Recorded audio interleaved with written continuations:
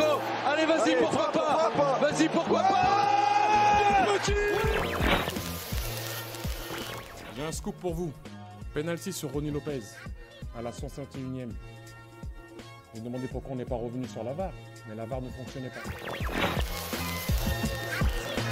Le Colombien qui a pris dessus, il a réussi son dribble. Falcao, oui, il est bon.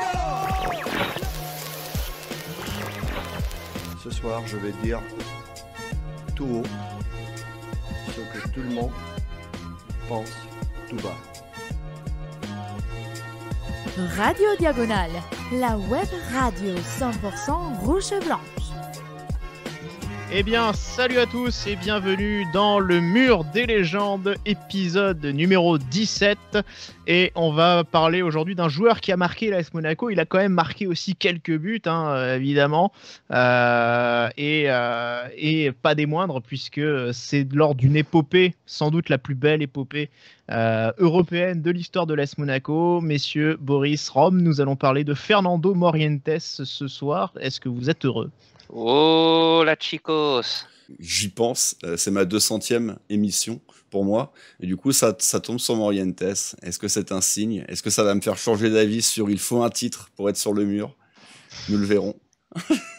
Moi j'ai attaqué avec un Hola Chicos quand même parce que on a une légende du Real Madrid ce soir, donc il fallait que j'en invoque une autre légende du Real Madrid, Fred Hermel, pour rendre hommage à Fernando Morientes. Il faisait partie des Galactiques, même si lui-même n'était pas à proprement parler un des Galactiques, puisque c'est vrai que c'était plutôt marqué Zidane, Figo, Ronaldo pour ses... Voilà, Beckham aussi bien sûr. Et du coup ces Galactiques qui aussi ont eu un petit peu la peau de Morientes, enfin la peau, façon de parler, qui en tout cas l'ont poussé vers la sortie. Mais on va parler évidemment de tout ça plus tard. J'avais envie de commencer juste, vous d'abord messieurs, quel souvenir, si vous aviez un truc d'abord à retenir de Morientes, qu'est-ce que ce serait? Ah bah pour moi ça serait vraiment le match, ou en tout cas la double confrontation face au Real Madrid. C'est ces deux coups de tête quoi, qui symbolisent à la fois son jeu, ses buts, beaucoup qui a été mis de la tête, et puis les plus fortes émotions qu'il nous a fait vivre, qui moi reste encore probablement à ce jour le match le plus marquant que j'ai pu vivre en tant que supporter de l'AS Monaco. C'est un souvenir qui est gravé à vie. Et toi Rob? Ouais, c'est difficile de répondre autre chose que le Real de 2004, même si Chelsea, évidemment aussi, mais en tout cas, c'est la Ligue des Champions 2004, parce qu'on y reviendra, mais pour ce qui est du championnat de France, c'était pas extraordinaire. Oh, nuançons parce qu'entre le pas extraordinaire et l'extraordinaire, il y a... Non, mais je veux dire... Il a pas dit nul. Ouais, mais voilà, mais c'est vrai que ça peut laisser ça donne l'impression de un truc, ça connote un peu négativement. Bon, en tout cas, l'arrivée de Morientes à Monaco, elle s'est pas faite de manière très évidente au final. On connaît tous l'épisode, on en a parlé évidemment pour l'épisode de Nonda, Rome. C'est à la suite de coup du sort finalement que Morientes débarque à Monaco. Ouais, t'en parlais sur les Reals des Galactiques. Est-ce qu'il en faisait partie, est-ce qu'il en faisait pas partie? Mais c'est vrai qu'il faut rappeler Morientes quand même, le petit CV rapidement, ces 3 Ligues des Champions avec le Real, 98, 2000, 2002. À chaque fois, il est titulaire dans ces équipes-là avec Raoul. C'est Raoul la star, mais lui est titulaire quand même à chaque fois. Et c'est vrai qu'il va y avoir le début des Galactiques avec l'arrivée de Figo en 2000, puis de Zidane en 2001. Et jusque-là, au final, il n'est pas trop inquiété parce que c'est des joueurs offensifs, mais c'est pas des attaquants purs.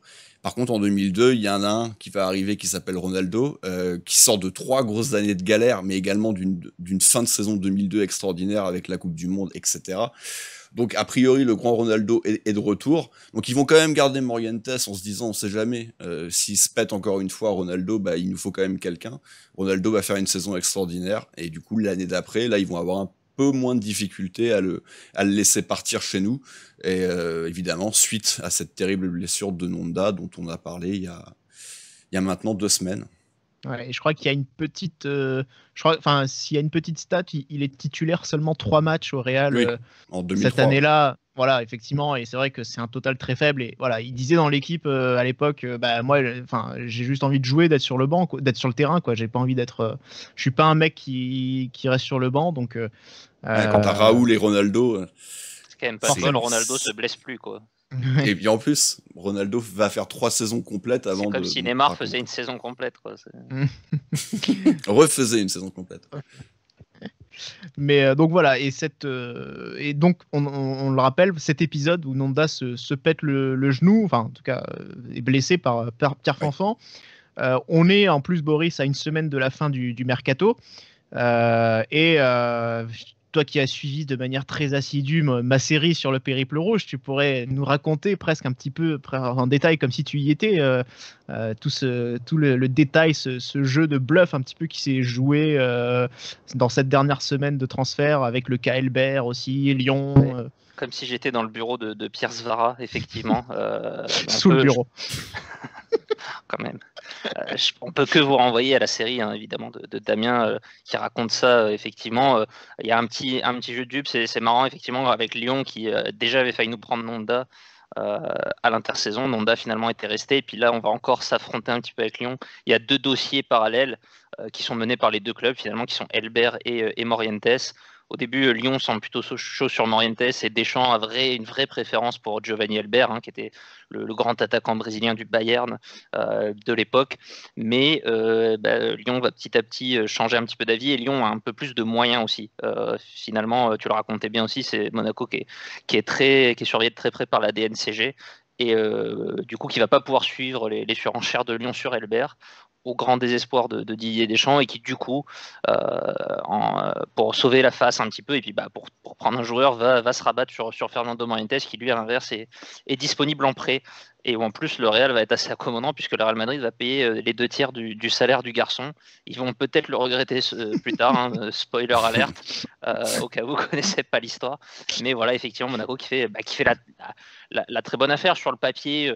Morientes, Elbert, c'est un peu la même catégorie à l'époque, hein, c'est des attaquants de grands clubs qui apportent vraiment aussi cette expérience. L'avenir montrera qu'Elbert n'aura pas non plus un destin exceptionnel à Lyon, et que finalement Monaco a peut-être fait le bon coup à ce moment-là. Rome, il arrive en cours de saison, du coup, évidemment, puisque les matchs ont déjà, la phase allée a déjà commencé, et l'équipe tourne déjà bien. Et là où elle va signer son premier fait d'armes, véritablement, c'est sur une rencontre à Eindhoven. Et là encore, Morientes n'est pas déjà étranger à cette performance.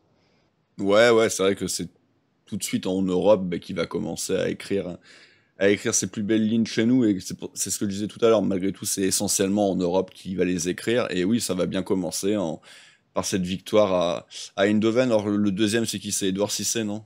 Ouais, avec un 1-2 avec Morientes.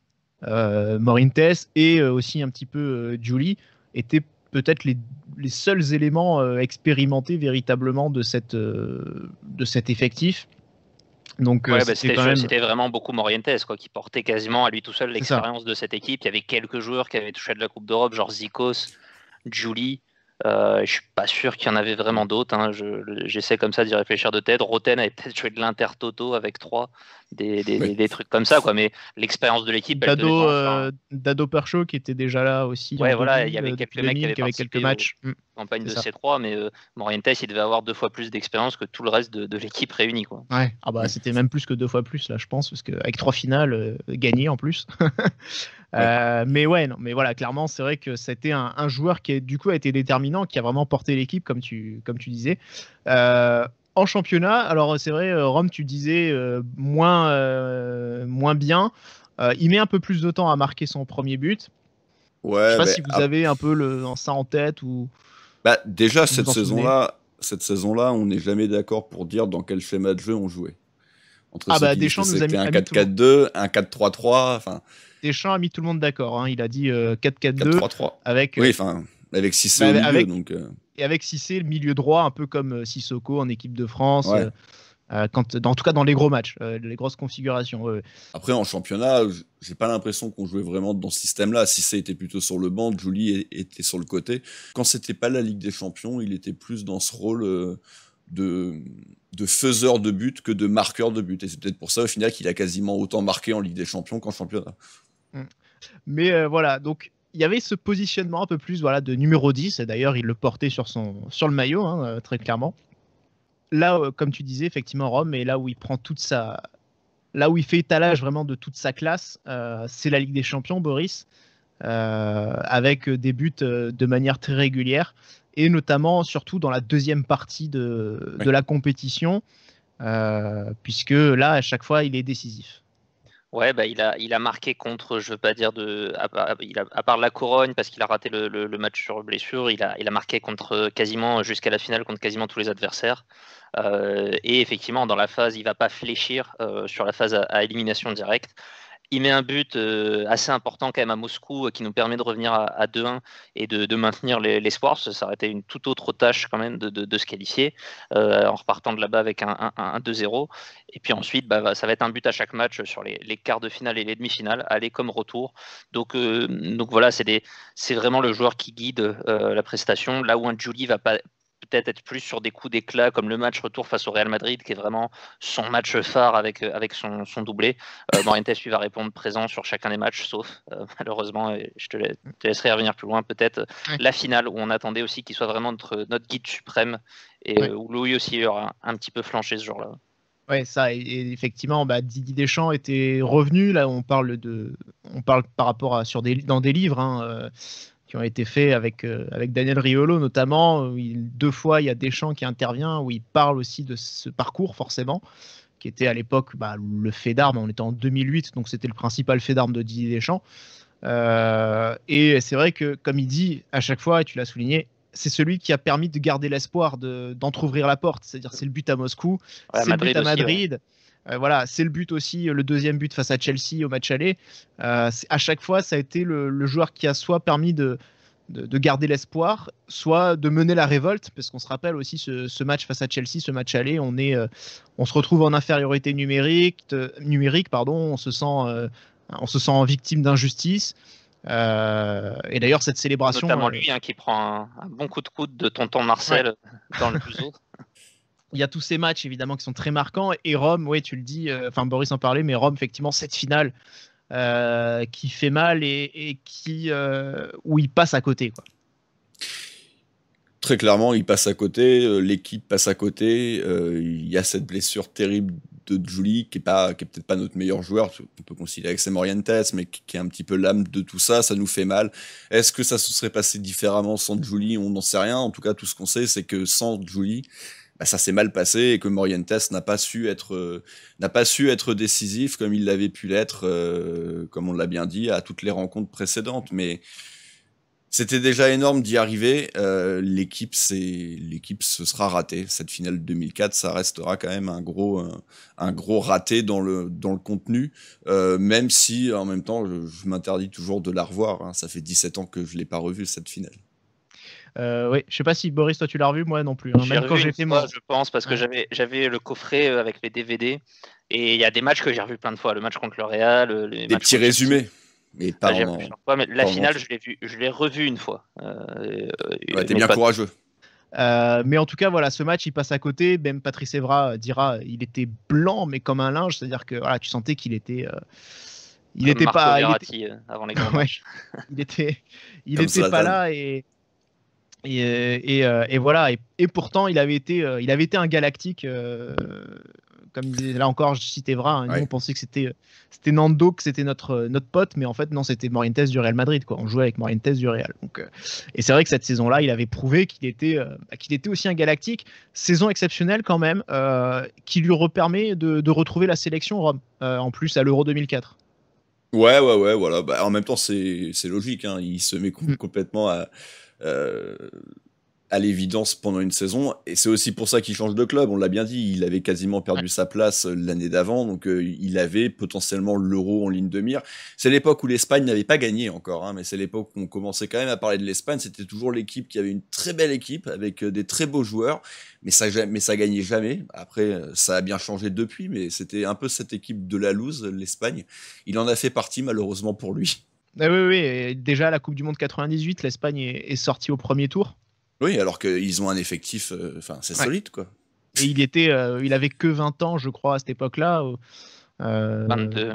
Et Rome, c'est pas un hasard si finalement Morientes est toujours un joueur extrêmement adoré, voire adulé par les supporters de l'AS Monaco, parce que l'impression qu'il a laissée était vraiment extrêmement positive.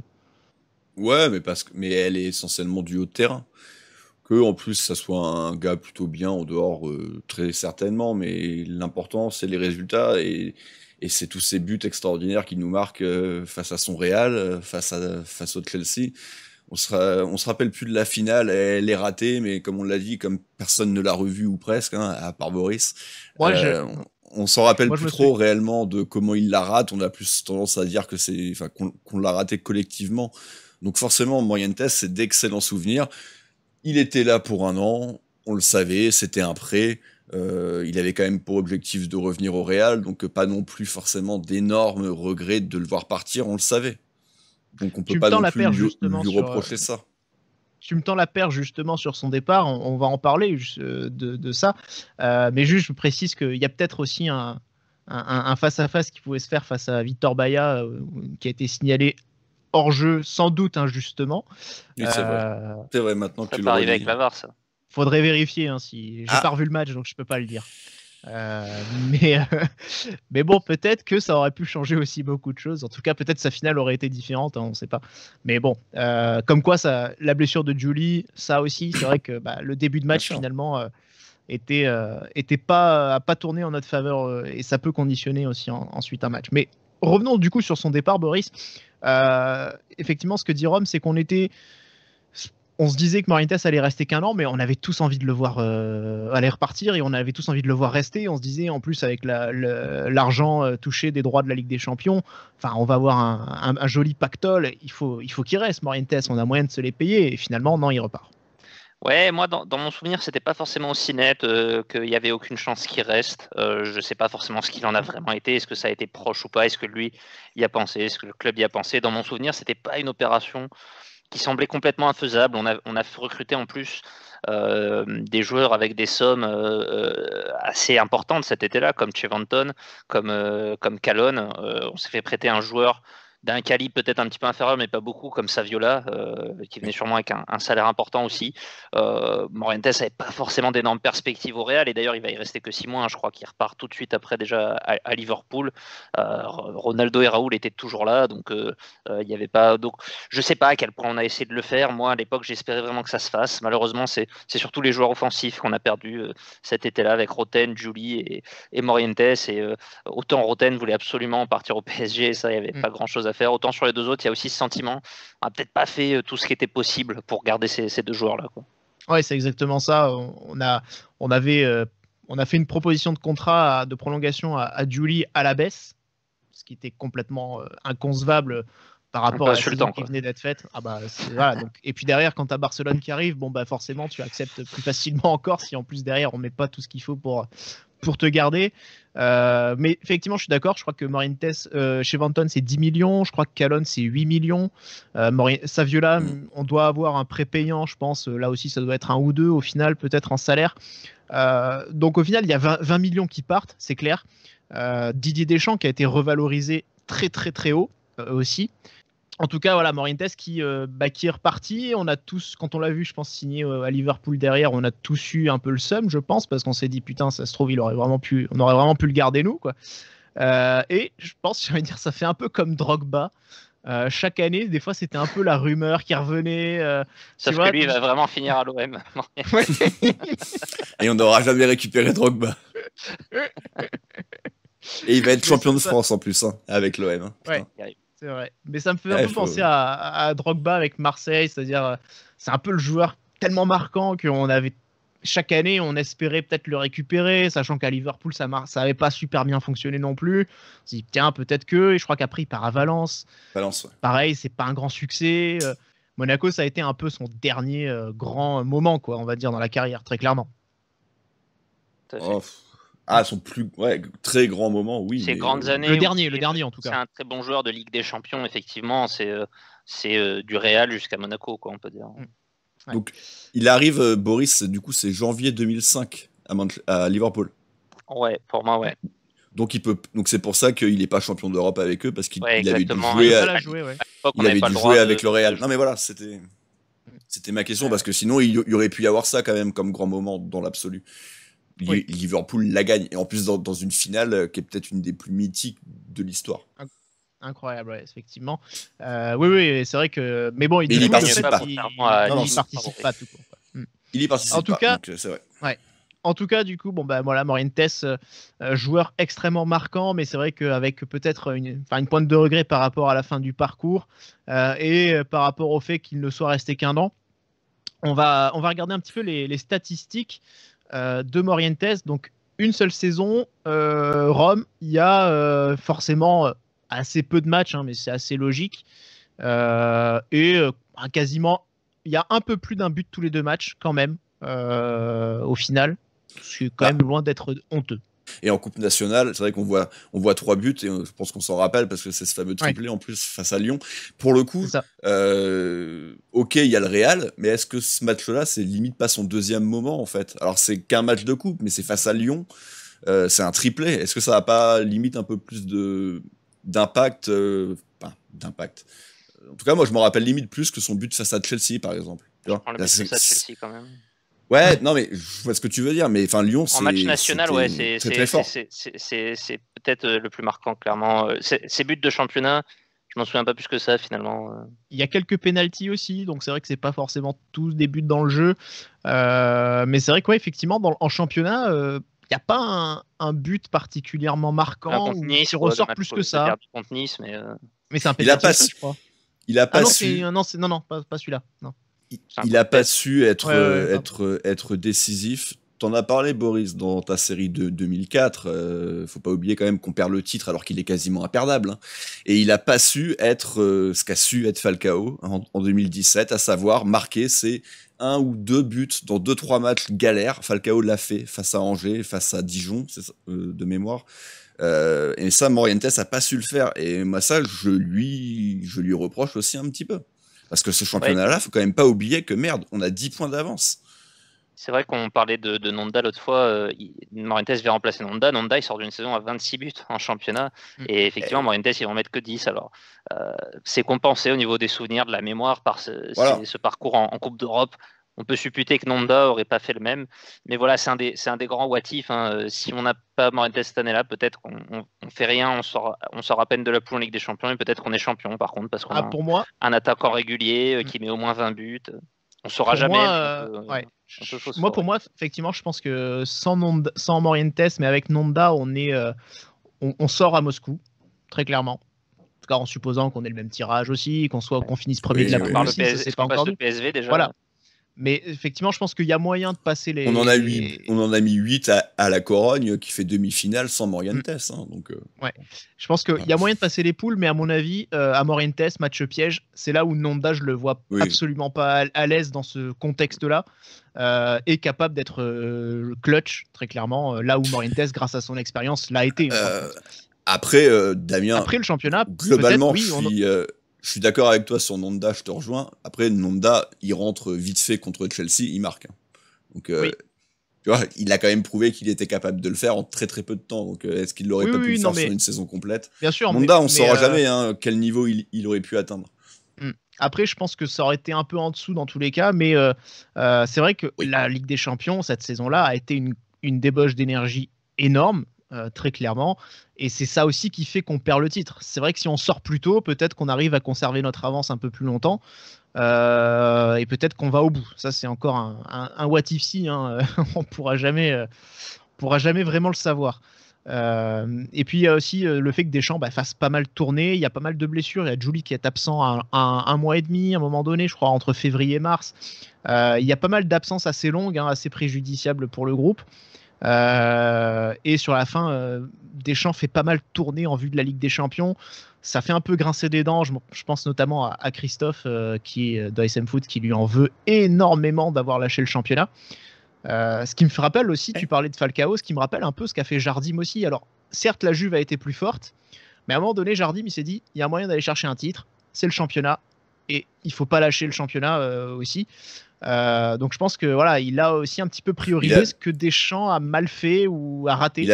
Il a peut-être fait un peu moins tourner. Après, Jardim n'a jamais eu de matelas d'avance, chose qu'a eu Deschamps, donc il était toujours obligé de tendre. Après, je pense que l'effectif de 2017 est quand même bien supérieur à celui de 2004. Il est supérieur, un peu plus complet, un peu plus profond. Passons, messieurs, avançons un petit peu maintenant sur le vote. voilà, du coup, Rome, s'il est déjà affiché.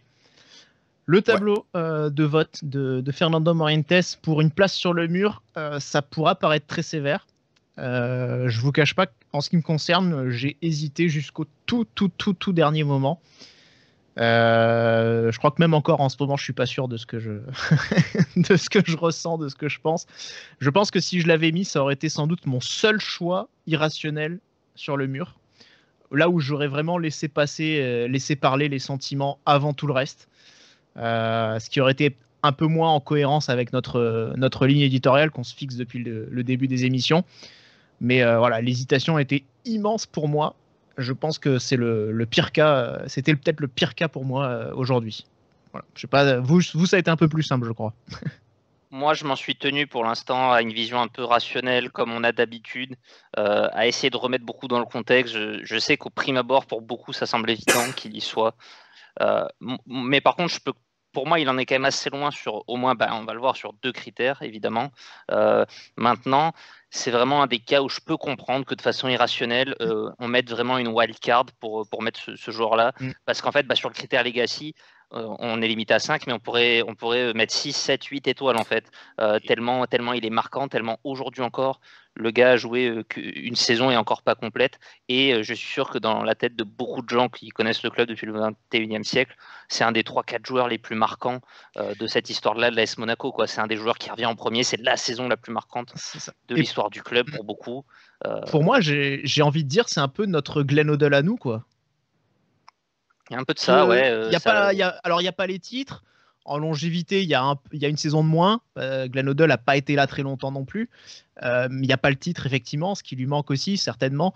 Mais c'est vrai que je pense qu'en termes d'impact, c'est peut-être, pour moi, c'est un peu le Glenn Hoddle d'une plus jeune génération de supporters, tout simplement. Enfin, je sais pas si tu es. Alors, est-ce que Rome, si tu partages cet avis-là, mais en termes d'impact, j'ai l'impression. Pour rappeler une chose, le public a voté à 74% oui, ce qui n'est pas un total très élevé. Par contre, on a eu presque 900 votes pour ce sondage et on a eu des réponses, des commentaires à l'appel, comme on n'en a jamais eu, même pour un Ludovic Giuli, même pour un Marcelo Gallardo. Et ça, je trouve que c'est du coup très révélateur, en fin de compte, d'un intérêt, de l'attrait, du magnétisme qui a fait que les gens adorent Morientes, quoi. Est-ce que c'est le joueur le plus marquant? Je sais pas, moi. Pour moi, de cette époque-là, c'est pas lui, c'est Ludovic Giuli. Je l'avais comparé un peu à Glenn Hoddle, justement, et peut-être pour les générations très très jeunes, ça sera soit Falcao, soit Bernardo Silva.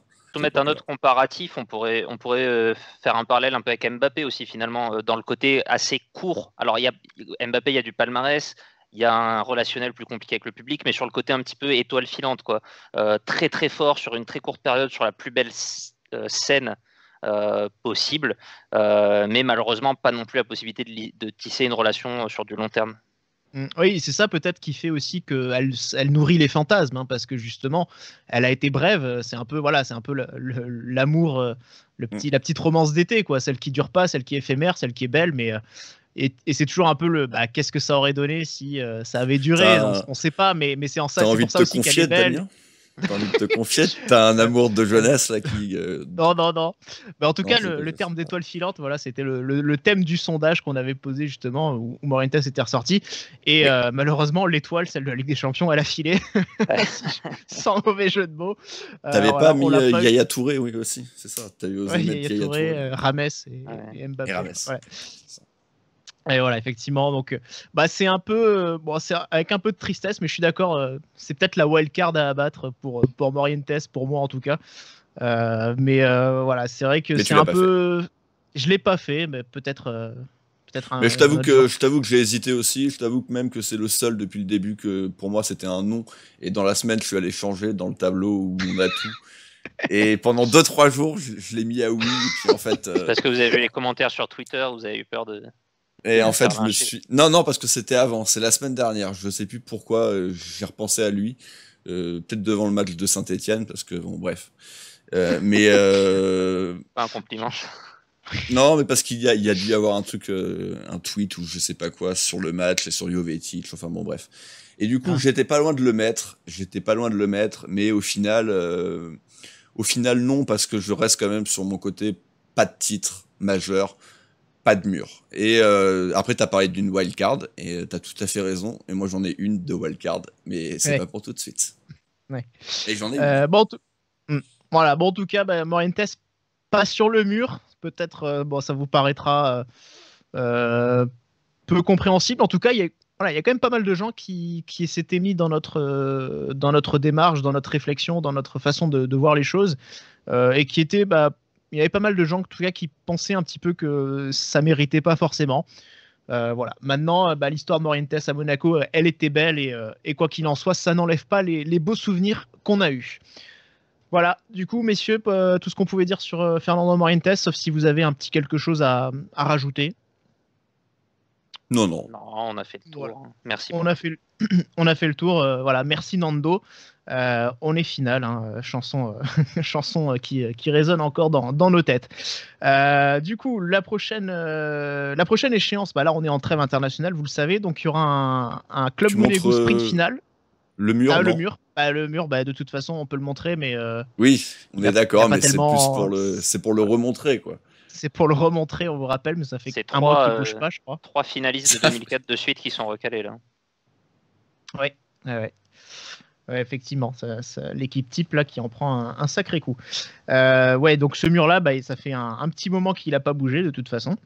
Et du coup, pour les prochaines échéances, comme je le disais, Rome, il y a un petit Club Monégo sprint final que tu vas hoster, je crois, dans la semaine. Ouais, normalement on devrait faire ça. Ça va dépendre aussi des disponibilités de tout le monde, mais on pense à faire une émission sur cette fin de saison, le sprint final en championnat, sans oublier la coupe, qui est peut-être tout aussi importante que le championnat. Sans oublier la coupe, et puis du coup le prochain match c'est Monaco-Metz le week-end, et Metz qu'on jouera effectivement 2 fois en coupe et en championnat d'abord et en coupe. Voilà, du coup messieurs, merci d'avoir été là sur cette belle émission. Merci à tous de nous avoir suivis. N'hésitez pas à commenter et à nous soutenir, et surtout portez-vous bien. Ciao et Dage Monégo.